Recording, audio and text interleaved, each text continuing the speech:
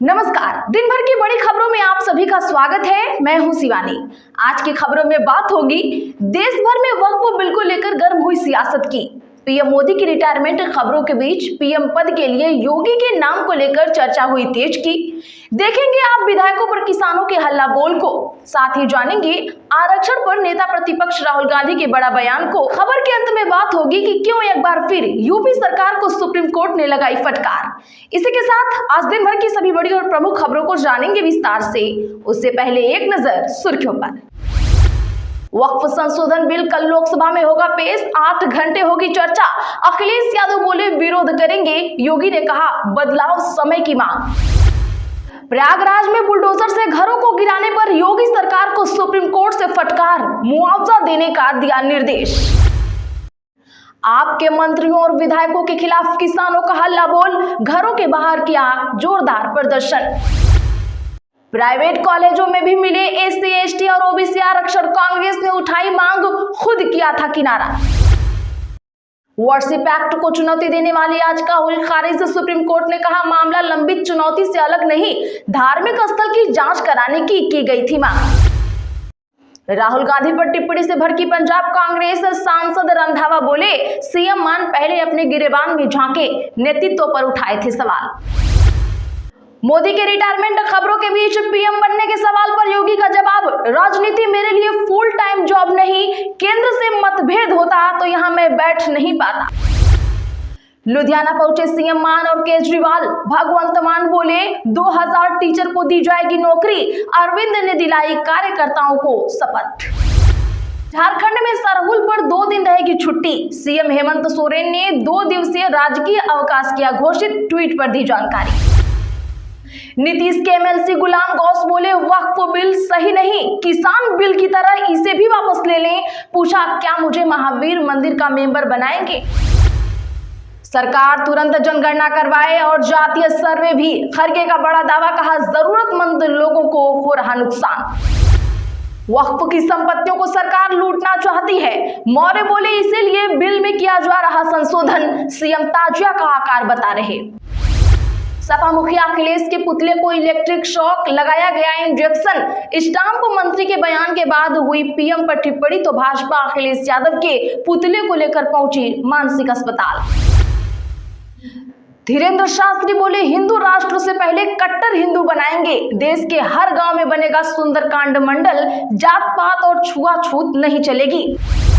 संभल में शाही मस्जिद को लेकर इलाहाबाद हाई कोर्ट के हस्तक्षेप नहीं, सुप्रीम कोर्ट ने खारिज की याचिका। उत्तराखंड का नाम उत्तर प्रदेश 2 कर दीजिए, नाम बदलने पर अखिलेश यादव का धामी सरकार पर तंज। बांग्लादेश के टुकड़े कर दो, यूनुस के चीनी निमंत्रण पर भड़के पूर्वोत्तर के नेता, कांग्रेस ने भी जमकर सुनाया। वक्फ बिल पर नीतीश कुमार और चिराग ने बढ़ाया सस्पेंस, पत्ते खोले बिना विपक्ष को दी। अमित शाह से बहस को तैयार तेजस्वी यादव, कहा बीजेपी इशारा करेगी तब बिहार में होंगे चुनाव। भाजपा नेता बोले 75 साल में रिटायरमेंट का नियम नहीं, पीएम मोदी का कार्यकाल देश की जनता तय करती है, शिवसेना सांसद संजय राउत नहीं। बिहार बीजेपी अध्यक्ष का कन्हैया कुमार पर हमला, किशनगंज में बोले पहले टुकड़े टुकड़े गैंग के साथ थे, अब पत्थरबाज भी भाग गए। बंद कमरे में मिले सोरेन और अडानी, उठी सियासी हवा, मीटिंग में दोनों के बीच जानिए क्या हुई बातचीत। कपिल मिश्रा को बड़ा झटका, दिल्ली बवाल में अदालत ने दिया एफआईआर जांच का आदेश। क्रिकेट के बादशाह माने जाने वाले विराट कोहली ने आईपीएल से संन्यास लेने का कर दिया ऐलान। चलिए अब जानते हैं बड़ी और प्रमुख खबरों को विस्तार से। उससे पहले वीडियो को लाइक करें, साथ ही आपसे रिक्वेस्ट खबरों को आखिर तक जरूर देखें। वक्फ संशोधन बिल कल लोकसभा में इतने बजे होगा पेश, 8 घंटे होगी चर्चा, अखिलेश बोले करेंगे विरोध। जी हां, बता दें कि वक्फ संशोधन बिल 2 अप्रैल को प्रश्नकाल के बाद दोपहर 12 बजे लोकसभा में पेश होगा। स्पीकर ओम बिरला ने इस पर 8 घंटे का चर्चा का समय निर्धारित किया है। इसके बाद बिल लोकसभा में पास किया जाएगा। बीजेपी ने अपने सभी सांसदों को सदन में मौजूद रहने के लिए व्हिप जारी कर दिया है। बिजनेस एडवाइजरी कमेटी ने जब इस बात की जानकारी दी तब विपक्ष ने कहा कि चर्चा 12 घंटे होनी चाहिए। संसदीय कार्य मंत्री किरेन रिजिजू ने कहा कि बिल पर चर्चा का समय बढ़ाया जा सकता है। हालांकि विपक्ष ने बीएसी की बैठक से वॉकआउट कर दिया। कांग्रेस सांसद गौरव गोगोई ने सरकार पर अपने एजेंडे को थोपने और विपक्षी सदस्यों की बात नहीं सुनने का आरोप लगाया। वहीं समाजवादी पार्टी के सुप्रीमो और सांसद अखिलेश यादव ने कहा, हम बिल का विरोध करेंगे। प्राइवेट कॉलेजों में भी मिले एससी, एसटी और ओबीसी आरक्षण, कांग्रेस ने उठाई मांग। जी हां, बता दें कि कांग्रेस ने प्राइवेट शिक्षण संस्थानों में भी जातिगत आरक्षण देने की मांग उठाई है। कांग्रेस की संचार सेल के प्रमुख जयराम रमेश ने आज यह डिमांड की। उन्होंने संसदीय समिति की सिफारिश का समर्थन करते हुए यह मांग की, जिसमें कहा गया कि संविधान के आर्टिकल 15 के तहत निजी संस्थानों में भी ओबीसी, एससी और एसटी वर्ग को आरक्षण दिया जाए। दिलचस्प बात यह है कि करीब 20 साल पहले ही यह मामला सामने आया था और संविधान में संशोधन के बाद भी तत्कालीन यूपीए 1 सरकार इससे पीछे हट गई थी। इस सरकार का नेतृत्व कांग्रेस की ओर से ही किया जा रहा था। यूपीए सरकार के दौर में ही संविधान में 93वां संशोधन हुआ था, जिसमें आर्टिकल 15 लाया गया था। आपके मंत्रियों और विधायकों के खिलाफ किसानों का हल्ला बोल, घरों के बाहर किया जोरदार प्रदर्शन।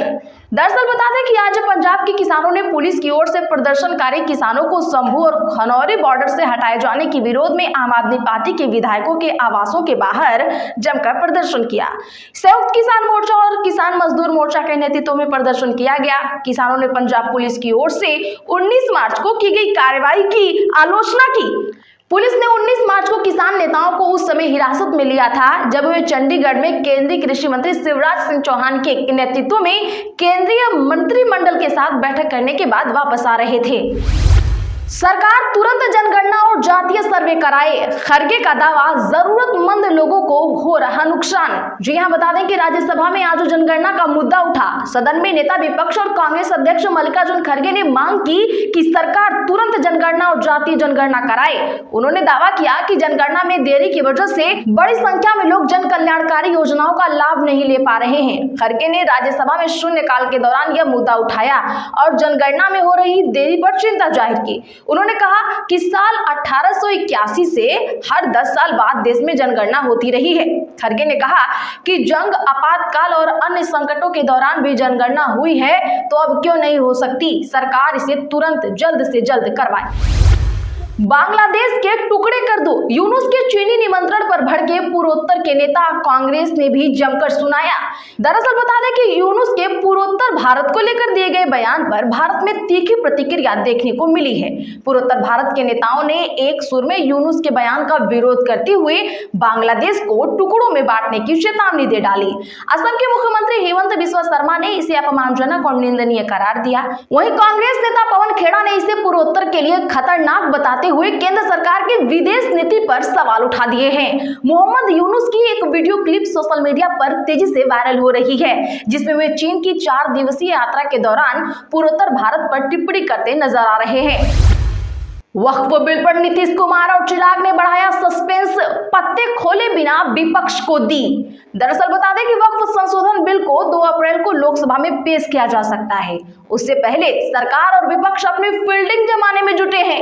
विपक्ष को लगता है कि किसी भी तरीके से इस बिल को रोक लिया जाए, तो सरकार का दावा है कि एनडीए के साथियों के अलावा कुछ और दल भी हैं जो इसका समर्थन कर रहे हैं। इस बीच एनडीए में भाजपा के सहयोगी दलों जेडीयू और चिराग पासवान की पार्टी एलजेपीआर ने सस्पेंस बढ़ा दिया है। दोनों दलों ने बिल को लेकर अपने पत्ते नहीं खोले हैं, लेकिन इशारों में ही विपक्ष की टेंशन बढ़ा दी है। चिराग और नीतीश की पार्टी ने कहा कि विपक्ष मुसलमानों को भ्रमित कर रहा है, इस तरह लोगों को डराना नहीं चाहिए। हालांकि जेडीयू के एमएलसी गुलाम गौस ने खुलकर इस बिल का विरोध किया है और मोदी सरकार से इस बिल को वापस लेने की अपील की है।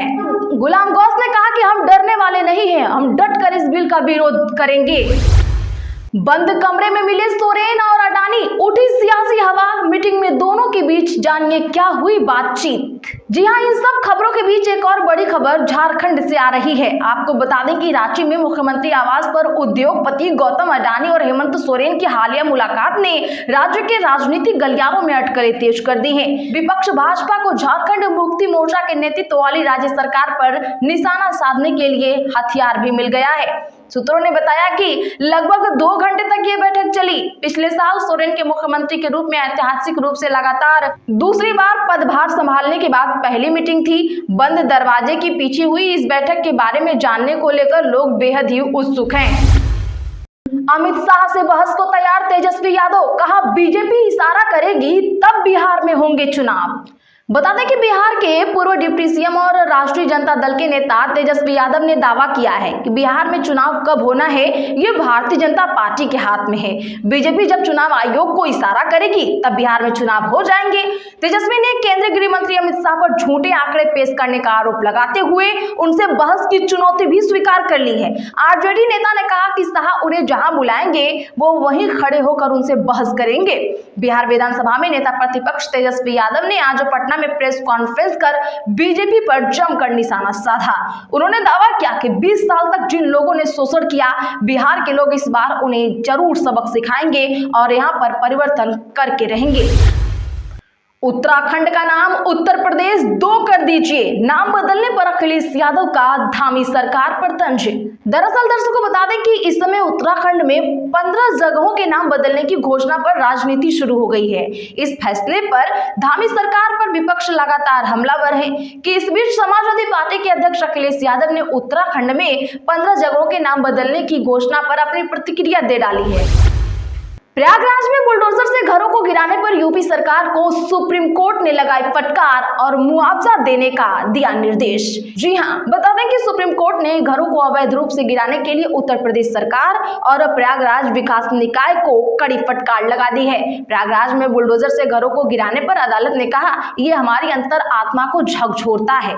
आश्रय का अधिकार और कानून की उचित प्रक्रिया का नाम भी कोई चीज होती है। तो आज के लिए बस इतना ही। ऐसे ही सच्ची और बड़ी खबरों के लिए हमारे चैनल एसपी लाइव को भी सब्सक्राइब करिए। बगल में घंटे के निशान को भी जरूर दबा लें। वीडियो को लाइक शेयर कर हमारा सपोर्ट करें।